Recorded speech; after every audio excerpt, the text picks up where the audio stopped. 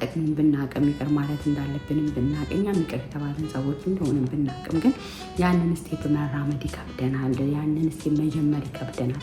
እዛ ደግሞ ሄዶ ይቅርታ መጠየቅን ይከብደናል። እና ለምንድን ነው የሚከብደን? ምንድን ናቸው ዋና ምክንያቶች የሚሉ ጉዳዮችን ካነበብኩት ካገኘሁት እና ደግሞ ህይወቴ ላይ ተግብሬው ለእኔም መፍትሄ ከሆኑልኝ ጉዳዮች አንጻር ለእናንተም ዲስከስ አደርጋለሁ። ብዙ ስለ ይቅርታ ሲወራ ብዙ ጊዜ የማይነሱ ነጥቦችንም በዚህ ቪዲዮ ዳስሳለሁ ማለት ነው። አብራችሁን እስከ ቪዲዮ መጨረሻ ድረስ ከቆያችሁ በእርግጠኝነት ይቅር ባይ ሆናችሁ የይቅርታን ባህሪ ተለማምዳችሁ እንደምትጨርሱ ተስፋ አደርጋለሁ። ከዚህ ቪዲዮን እንግዲህ ላይክ፣ ሼር፣ ሰብስክራይብ በማድረግ አብራችሁን እንዲቆዩ ከወዲሁ ግብዣዬ ነው።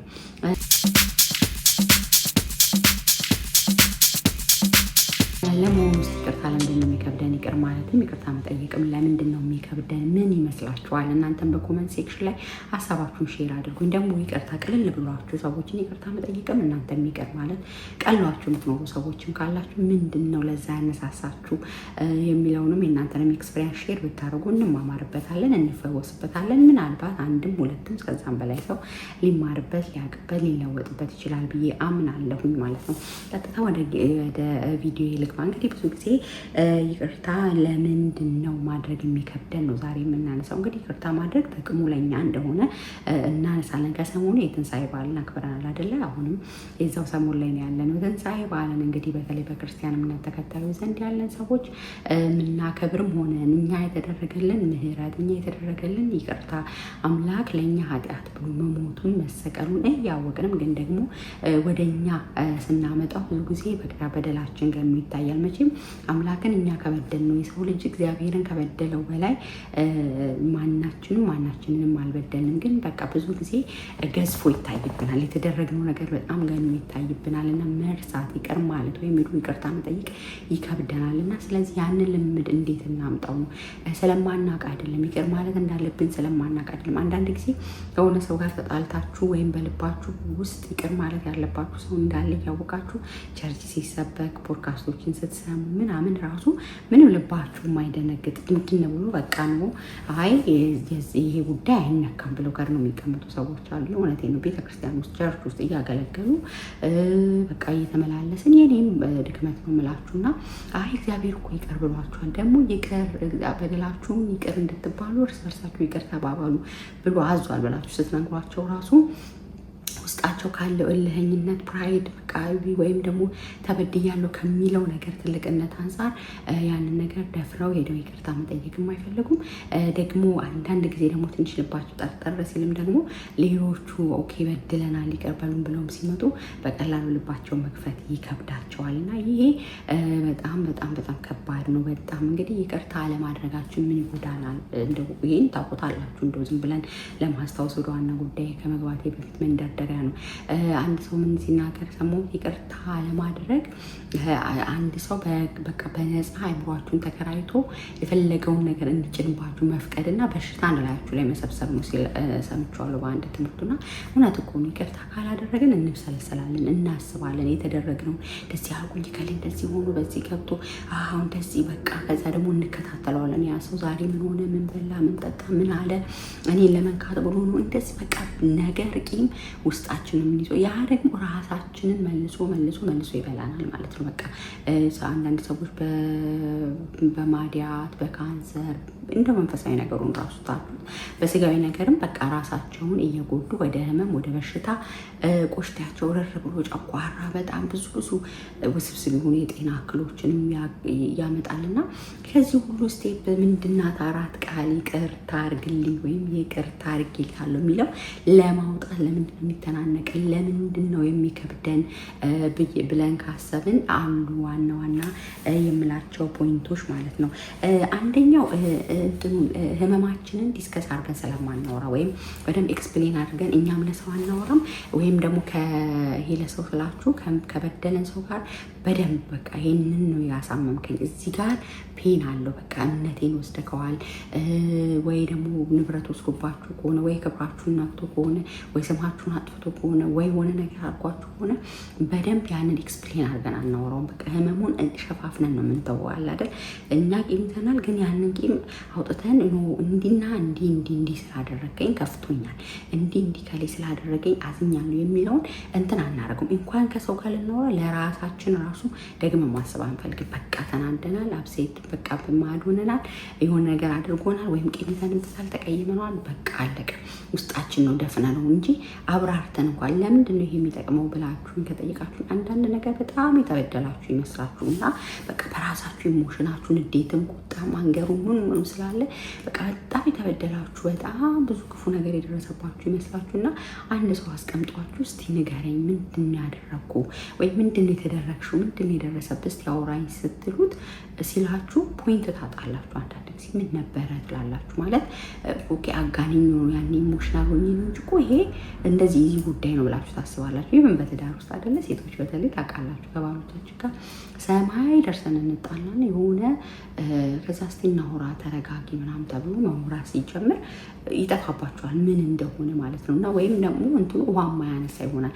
ኢሞሽናችንን ኮንትሮል ማድረግ ስላልቻለን ምን እንደተደረገን ከማሰብ ይልቅ የመጣብንን ኢሞሽን ስሜታችንን ማስተናገድ ስላልቻለን ነው። እና ስለዚህ የይቅርታ መንገድ መጀመር እፈልጋለሁ የምትሉ ሰዎች ካላችሁ ህመማችሁን አትሸፍኑ። የተበደላችሁትን የደረሰባችሁን ነገር አትሸፍኑት። እንደውም አንዳንድ የስነ ልቦና ባለሙያዎች የሆነ መጽሐፍ ሳነብ ምንድን ነው የሚለው ጻፉት ነው የሚለው። በቃ በደላችሁን የተጎዳችሁበት ጉዳታችሁን አታድበስብሱት።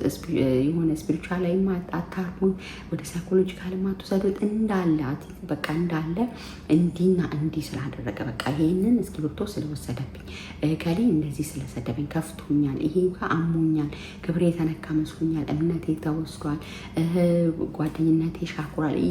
ፔኑ የመታችሁ ለምሳሌ የሆነ ነገር እዚህ ጋር ተቆርጣችሁ የቱ ጋር ነው ቢላው የቆረጠ ስንል እዚህ ጋር ብለን እናሳያለን አይደል?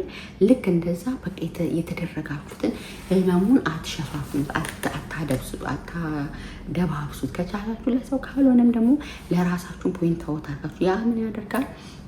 በጣም ቪዥዋላይዝ እንደታረጉት እና ስታወሩት ነገርየውን ስታወጡት አብሮ ከውስጣችሁ የማውጣት እና ትክክለኛ ፔኑን በቃ ትረስት ነው ያጣው ሰው እንዴት ነው ትረስት ቢውልድ ማድረግ ቅርብየው እንዴት ነው ቢውልድ ማድረግ የሚችለው ብላችሁ ታስባላችሁ። ሌላም ነገር ማለት ነው። ስለዚህ ህመማችሁን የተጎዳችሁትን ነገር አትሸፍኑ። በተለይ አበሾች እኛ ብዙ ጊዜ በቃ ተውቶ አታንሳው፣ ያንንም አታንሳው፣ በቃ ጀስት ታረቁ ይቀበሉ። እንደዛ አይሆንም።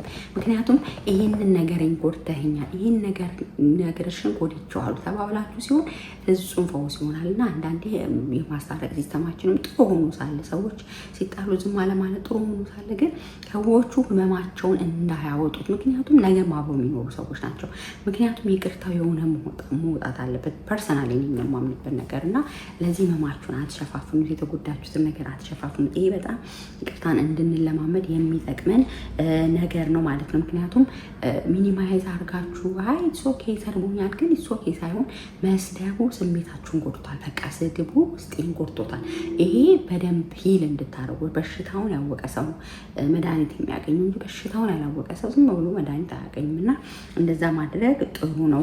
ያጣችሁትን ነገር በደንብ ሪኮግናይዝ፣ ምንድን ነው ለውስጥ ያደረጉት ከዚህ ሪሌሽንሽፕ ከላይ ስለበደለኝ ምንድን ነው ለውስጥ ያደረጉት? ትረስት ነው፣ ሴፍቲ ነው፣ ሪሌሽንሽፓችን ነው፣ ሜሬጃችን ነው፣ ጉርብትናችን ነው፣ ምንድን ነው ለውስጥ ያደረኩት? በቃ በደንብ እሱም በደንብ አውቃችሁ ጽዋችሁን እንድጠጡ ያደርጋል፣ መድኃኒታችሁን እንድትወስዱ ያደርጋል። እና እሱን በደንብ ማድረግ በጣም ነው። ሌላው ይቅርታ ማድረግ ለምን ይከብደናል? ይቅርታ እንዲሁ በቃ የሆነ በእንትን የሚመጣ አይደለም። የሆነ ትሬኒንግ ወስዳችሁ የሆነ በቃ እንደዛ የሚመጣ አይደለም። ኢትስ ዲሲሽን ነው። በቃ መወሰን አለባችሁ። ይቅር ማለት አለብኝ። በቃ ክርስቲያን ከሆናችሁ በተለይ በቃ እኔ ይቅር የምባለው ይቅር ስል ነው። አምላክ እኔን ይቅርታ አሁን ፋሲካን በጣም ትንሳኤን ኢስተርን ያለፈው ሳምንት አንቀጥቅጠን አከበርን አይደለ? ጠበር ክፍ ብለን ግን ምንድን ነው ትርጉሙ? በዛ ውስጥ እኮ ፍቅርና ይቅርታ የታየበትን በዓል ነው ያከበርነው። ኢየሱስ ክርስቶስ እኛን ይቅር ለማለት ነው አምላክነቱን ትቶ ስጋ ለብሶ ወደ ምድር መጥቶ ሞቶ ተወግቶ ደሙን አፍስሶ እግዚአብሔር አንድያ ልጁን ሰጥቶን ለእኛ ሲል ነው እንግዲህ ለእኛ ኃጢአት ሲል ነው ይቅርታን ሊያሳየን ነው። ታስታውሱ እንደሆነ እነ ጴጥሮስ ከካዱ ክደውታል አይደለ? እዚህ ዶሮ ሳይጨው ትክደኛለህ ብሎ ክዶታል። ግን ኢየሱስ ክርስቶስ ከሞት ከተነሳ በኋላ ጴጥሮስ ጋር ሄዷል። ቂም ይዞ እንደዚህ እኮ አድርገኸኛል አላለም። በቃ ይቅርታ ማለት ይሄ ነው። የሰቀሉንን የበደሉንን ያን ጆሮ የቆራጩን ጆሮን ሲቆርጥ ራሱ ነው ሰይፍ በሰይፍ ይጠፋል ብሎ በቃ ይሄ እንካ በንካ እንዳልሆነ አስተምሮናል። ስለዚህ እነዚህ ነገሮች አይተን ዲሳይድ ነው ማድረግ ያለብን። እኔ ይቅርታ ማለት አለብኝ፣ እኔ ይቅርታ መቀበል አለብኝ። አይ ሀፍቱ በቃ ይሄ ዲሲሽን ይፈልጋል። ካለዛ ካለ ዲሲሽን የሆነ በትምህርት በትሬኒንግ የሚሆን ነገር አይደለም። አንዳንድ ነገር ዲሳይድ ታደርጋላችሁ አይደል? በጠዋት መነሳት አለብኝ ብላችሁ በቃ ሌላ ምንም አያነሳችሁም። በጠዋት ለመነሳት አላማችሁ ትሞላላችሁ። ዲሳይድ ስታደርጉ አክሽን ትወስዳላችሁ ማለት ነው። ስለዚህ ዲሲሽን ነው ፎርጊቭነስ፣ ይቅርታ ዲሳይድ የምታደርጉት የውሳኔ ጉዳይ ነው። ከተቻለ ደግሞ አድርጎ የሚሉት በጣም የስነ ልቦና ባለሙያዎች ግን ሳስበው ደግሞ እውነትም ሆኖ ያሰብኩት ነገር አንድ መንፈሳዊ መምህርትም ስታወራው ሰምቻለሁ።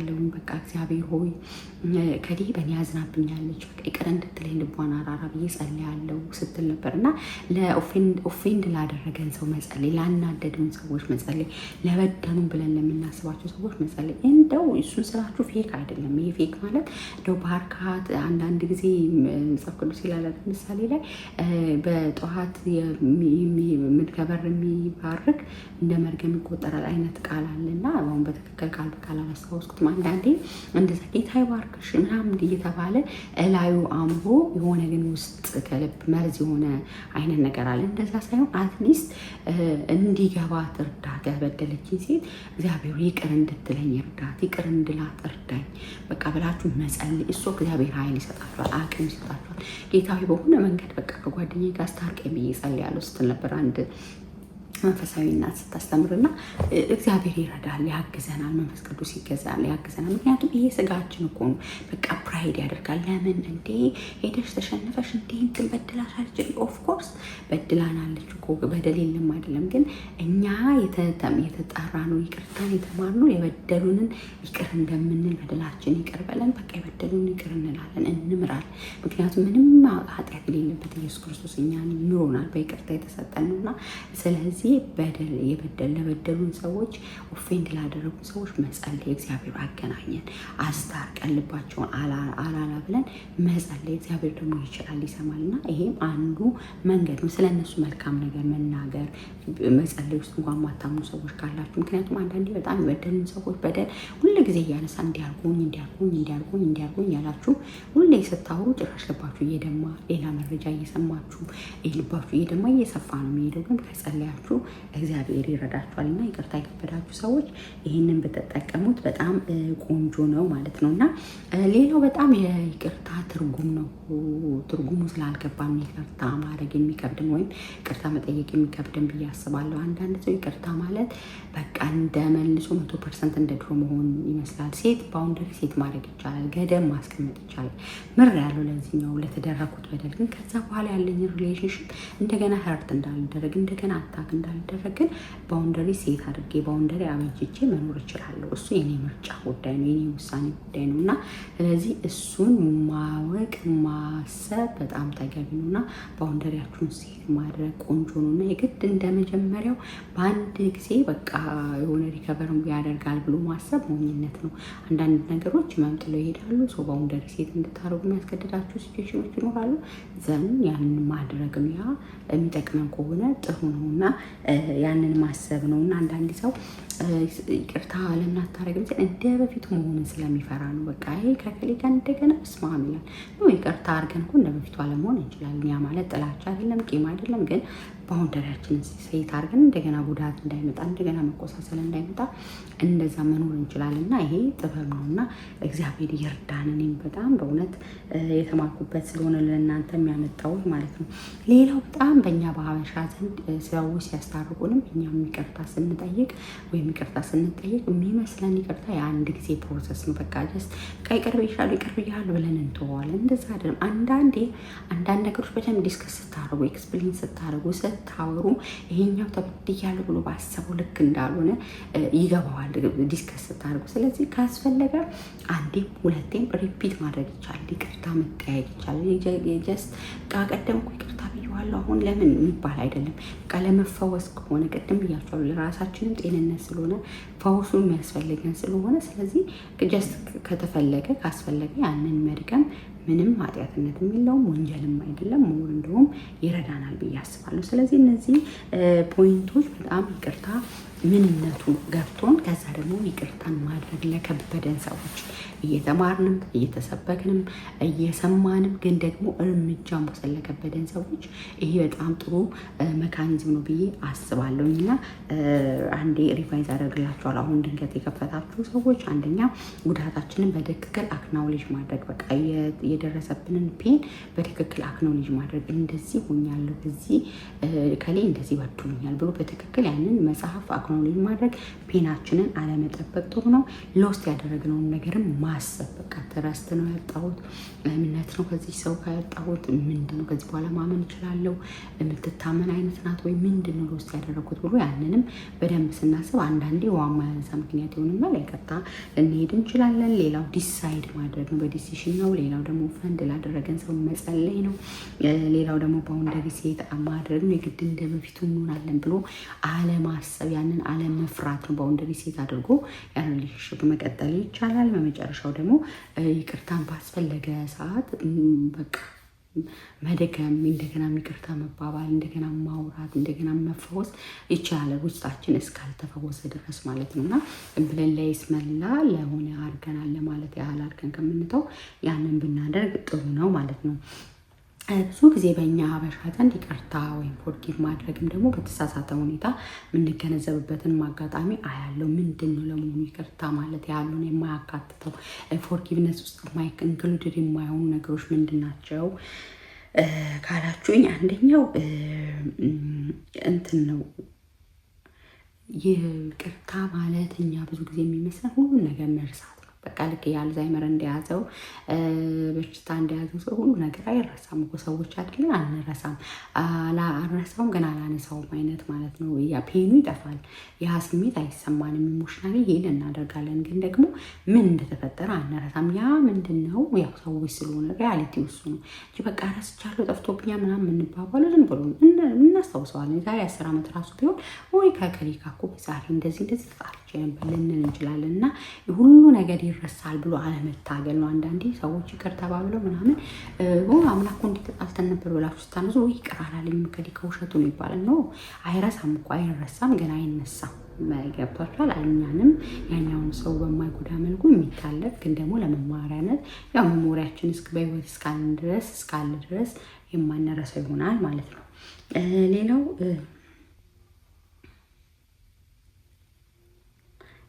ደግሞ ይቅርታ ማለት በደላችሁ ማናናቅ ይመስላችኋል? ኢትስ ኦኬ በቃ ሀይ መዋሸቷ ትክክል ነው፣ መስረቋ ትክክል ነው፣ ወይም እንደዚህ መምታቱ ትክክል ነው፣ መሳደቡ ትክክል ነው እያለን ያደረጉትን ነገር ኢትስ ኦኬ የምንልበት አይደለም። ነው ይሄ ጥፋት ነው፣ መዋሸትሽ ጥፋት ነው፣ መሳደብሽ ጥፋት ነው፣ መስረቅህ ጥፋት ነው፣ መቅጠፍ ጥፋት ነው፣ ይህ ማድረግ ጥፋት ነው ብለን በትክክል ያጠፋውን እኛ ጋር አሁን አብሾ ስንታ በቃ አታነሳሱት በቃ ኦኬ ምናምን ተብሎ ነው ወከማ የሚሆነው። እና አንዳንዴ ባልና ሚስትንም እንደዚህ ያስታርቁና ከዛ በኋላ በማግስቱ ጣሉ ሲባል እንሰማለን። እና ኢትስ ኦኬ ብለን የምናልፈው አይደለም። ፔን አለው። ፔኑን በትክክል ማጣጣም ጥሩ ነው። ህመም አለው፣ ግን ህመሙን እያወቅን በጊዜ ሂደት ይህን ለማድረግ ሪከቨር ለማድረግ መሞከር ነው እንጂ እንደው በቃ ኦኬ ብለን ቀለል አድርገን ራሳችንን ሰሚት የምናደርግበት አይደለም። እንደዛ ካደረግን ያም አካል አይማርም፣ ነገም ደግሞ እንደዚህ ገና የመጎዳት እድላችን ሰፊ ይሆናል ማለት ነው። ሌላው ደግሞ በጣም ቅድምን ብያችኋለሁ፣ ይቅርታ ማለት በቃ በአንድ ሪኮንሲሌሽን ማድረግ እንደገና ወደ ቀድሞ መመለስ ማለት ይመስላችኋል? ኖ መማር አለብን። ሰዎች ነን፣ እንማራለን። ቂማኒዝም ክፉ ነገር አናወራም፣ ግን ደግሞ መማር ያለብንን ማስተካከል ያለብንን እንደ በፊቱ መሆን ከሌለብንም ያንን ተምረን በአግባቡ ማድረግ ደግሞ ሞር ነገሮቻችንን እንድናሳምረው ያደርጋል ማለት ነው። እና እኔን ከገባኝ ከጠቀመኝ ይህ ይቅርታ እንደ ዳገት የሚከብደኝ ሰው ነበርኩኝ። እንደው እኔ አጥፍቼ ይቅርታ መጠየቅ ይሻለኛል። ሰዎች አጥፍተው ይቅር ማለት ከልቤ ማውጣት የሚከብደኝ ሰው ነበርኩ። ግን አሁን እነዚህ መካኒዝሞች ከጀመርኩኝ በኋላ ለዚህ ምንድን ነው በጣም የጠቀመሽ ካላችሁኝ አንድ መጽሐፍ ፎርጊቪንግ ዋት ዩ ካንት ፎርጌት የሚል የሆነ መጽሐፍ አለና እሱ ላይ እነዚህ ፖይንቶች በደንብ በስፋት ይብራራሉ እና እነሱን ከሰማው ፖድካስቶችን ከሰማው ደግሞ መጽሐፍ ቅዱስን ደጋግማችሁ ስታነቡ ከምንም በላይ አምላክ ለእኔ ያደረገልኝን ይቅርታ ሳስብ ኦኬ ለምንድን ነው እኔ ለሰዎች ይቅርታ ማድረግ የማይቻለኝ የሚሳነኝ ምንድን ነኝ እኔ ማለት ትጀምራላችሁ እና ስለዚህ እነዚህ ነገሮች ካደረጋችሁ ትለማመዳላችሁ። ጠቅልል ሳደርግላችሁ መጀመሪያ ይቅርታ ምንነትን ተረዱት። ይቅርታ ምን እንደሆነ አለመገንዘብ ሞክሩ። ከዛ በኋላ ነው ነገሮች የሚስተካከሉት ብዬ አስባለሁኝ። ቴንኪው በጣም ስለምትሰሙኝ ይጠቅማል ብላችሁ እስካሁን ድረስ ስላያችሁኝ። እናንተም ደግሞ ያላችሁ ተሞክሮ ልምድ ካነበባችሁት፣ ካወቃችሁት፣ ከደረሰባችሁ ነገር ኤክስፔሪንሳችሁ ኮመንት ላይ ብታሳውቁኝ እኔም ደግሞ በተራ ይማራለሁ ማለት ነው። ላይክ፣ ሼር፣ ሰብስክራይብ አድርጉልኝ። ቴንኪው በጣም መልካም ጊዜ ባይ